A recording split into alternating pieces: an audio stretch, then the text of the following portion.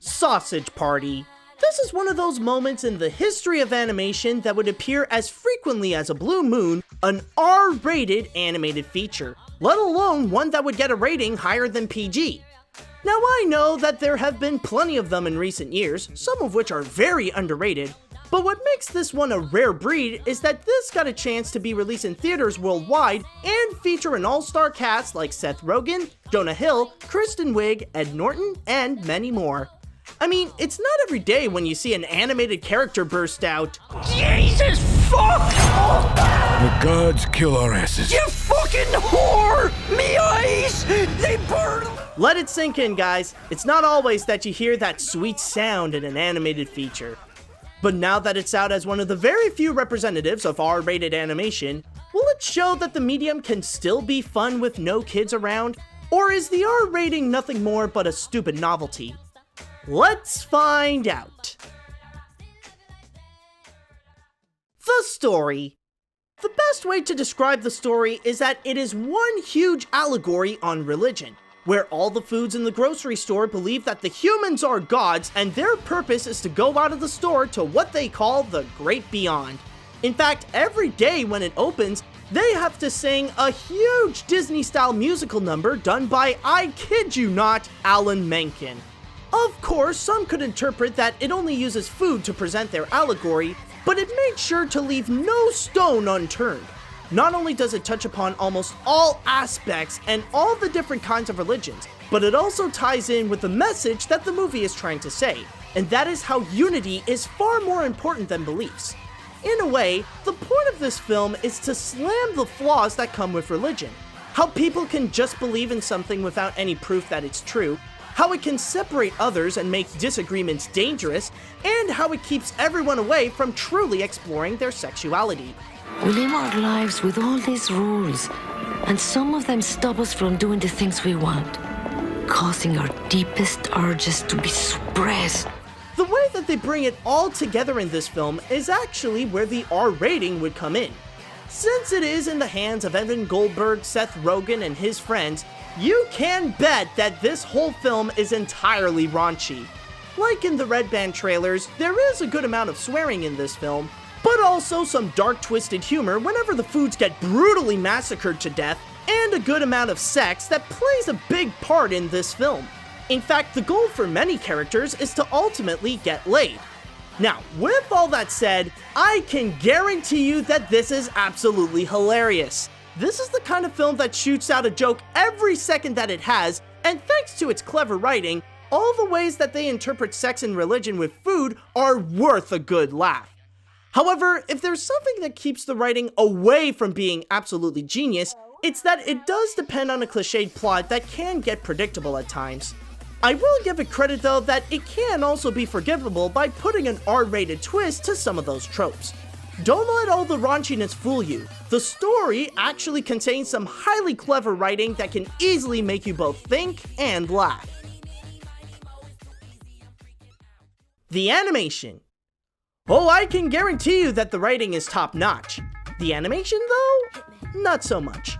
I do understand with what they want to do visually, but it doesn't seem to have come out as well as they thought. In terms of the overall style the animators were going for, they wanted to go with the classic cartoons and advertising from the 40s, where everything has a face with black lines as arms and legs wearing gloves and shoes. I understand in theory and how it does bring out a simplistic charm to them, but the problem is how they all come out in the rendering. The final result that we get is something that has a rather low quality. Even when it tries to go more cartoony with the character animation, it comes off as, for a lack of a better term, unappetizing. I won't put the movie at fault on this too much since it does have a much lower budget than something out of a big name studio, but it makes the visuals look more like a commercial than an animated feature. That, and also, some of the designs look honestly terrible. Like the humans are a mess, and the buns look uncomfortably weird. I mean, is that supposed to be like a vagina mouth or something? Well, whatever it is, I'm not sure if it's something that I want to bang. I'll fill myself with a parsnip or a dill pickle, maybe even an eggplant. You couldn't fit an eggplant in there. It's too big. It'll tear you in half. Oh, you'd be amazed what I could fit in. But like I said, the movie does offer a lot of good concepts, and it can work out well in the film. The strongest aspect in the animation would easily have to be in the production design. This is where you could definitely tell where the artists have put all their creativity in order to represent many different ethnicities as grocery aisles. It doesn't even have to stick with religion either. There are even plenty of nationalities and races represented as food.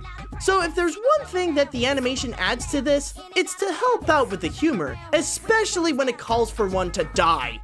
You could tell that the animation has a lot of great ideas, but they just have a bit of trouble in the execution. The characters. Oh boy, what a bunch of crazy horny pricks we got here. Although many of the characters' purpose is to help out the religion allegory, they can have a bit of a personality of their own. Frank, the main character of the feature, is the one that wants to go out and find the truth, while simultaneously holding on to his relationship with Brenda, the love interest that's having a harder time to believe what's actually going on. They would also be accompanied by Kareem Abdul-Lavash and Sammy Bagel Jr., the movie's representatives of Islam and Judaism who don't easily get along. There is also Barry, another sausage in Frank's package, who has to learn the hard way about the great beyond and has to find his way back into the grocery store. And then there's Douche, the movie's antagonist who's looking for revenge for missing his opportunity to get some action with one of the gods and get broken in the process.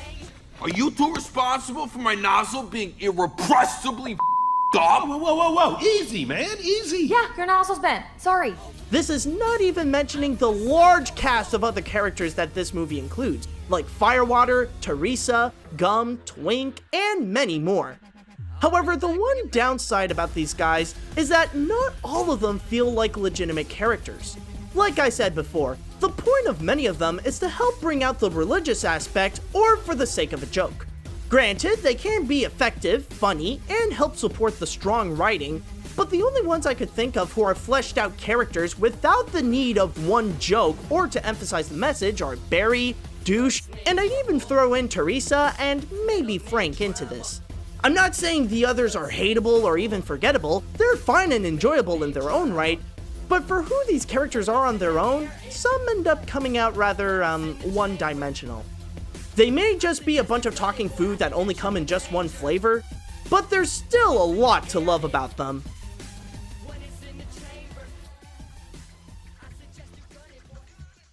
Well, what do you know? Sony released an animated film all about food, and it actually has good taste. Sausage Party is as nasty and raunchy as you'd expect, or maybe even more, but it results in one of the funniest animated features of the year with some very clever writing and a strong message of unity over religious beliefs.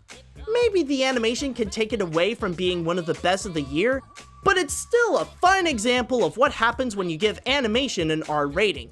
If you enjoy the works of Seth Rogen and Evan Goldberg, or you like the twisted comedy from Adult Swim shows, then this is absolutely worth a watch.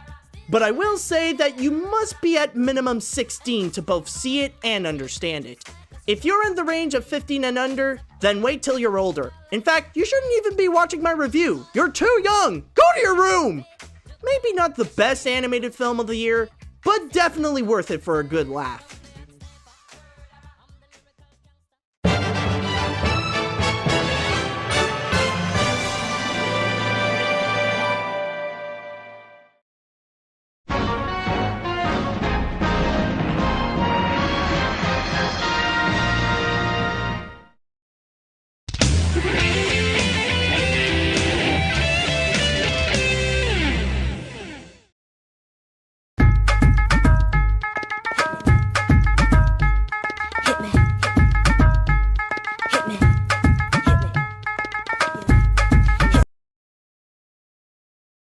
Are you tired of getting boxes in the mail that's filled with random pop culture junk you didn't really ask for? Do you really hate getting things that you still don't know what to do with them? Hi, AniMat's here with Loot Anime, the best way to get your anime gear right at your door. You can guarantee to get the best of anime from the same people that brought you Loot Crate. In fact, I actually have a box right here, so let's check out the stuff that you can get. And immediately, you'll open up and you can get stuff like a t-shirt. In fact, this one looks pretty cool, so I'm gonna go and try it out. Actually, no, you know what? That's a lie because my god is it too hot in here, I'm not even gonna try that out. You even get mini figurines, like from Assault Kingdom. Well, this is yet just an example, but you can get stuff like from Assault Kingdom, like mini figurines. What the fridge is this? Hold on a second. Hold on, I don't even know what I got right here, so... Oh. Apparently it's from Anti-Magic Academy from the 35th test pool. So, oh wait a minute. Oh, it's a scarf. Oh, well, what do you know? Well, you see, you never know what you can get with it. I just got a scarf. You can also get little things as well. Like in this little pouch right here, which normally would hold some of my drugs, this one actually holds little dog tags. Including this one here saying Loot Anime July 2016 Agent 9. So I actually got Agent 9's Loot Crate. Well, isn't that special? And I guess the dog tags keep on continuing, because I also got a tag from Gate, complete with this rope thingy, and it's attached to this. I don't know where specifically I'm gonna put this, but it's definitely useful, and I know that. And of course, since this is all about anime, you can't go away without getting a manga, which this one is Arpeggio of Blue Steel. Hey, I thought... Okay, so I thought this was like some kind of brochure, but oh god. Oh god. Oh! Oh, wow. Oh. Oh, would you look at that? Oh, it even gives you the instructions. Well, that could have been useful for me, at least. Okay. Why didn't I read this before? Oh yeah, because it was in the box. But it also comes with this really cool looking poster. And I have to add as well that even the box as well actually looks pretty cool. This is what you get on the inside, so maybe even the box itself can actually be useful, like using it for a box. And the best part is that you can go and get all that kind of stuff every month for just the price of these. And since this is a Loot Crate completely devoted to anime, you also get a free month subscription of Crunchyroll Premium. I would love to tell you more about what Crunchyroll is, but I'll be saving that for when they sponsor me. But I'm not done yet. Order right now and you can use the coupon code EDP to get 10% off your next order. This month's theme for Loot Anime is Back to School, featuring awesome stuff from franchises like Digimon Adventure Tri, Persona 3, Danganronpa, and many more. You have nothing to lose, but everything to gain. Order now! To order your monthly subscription of Loot Anime and receive your 10% discount, go to lootcrate.com/EDP now.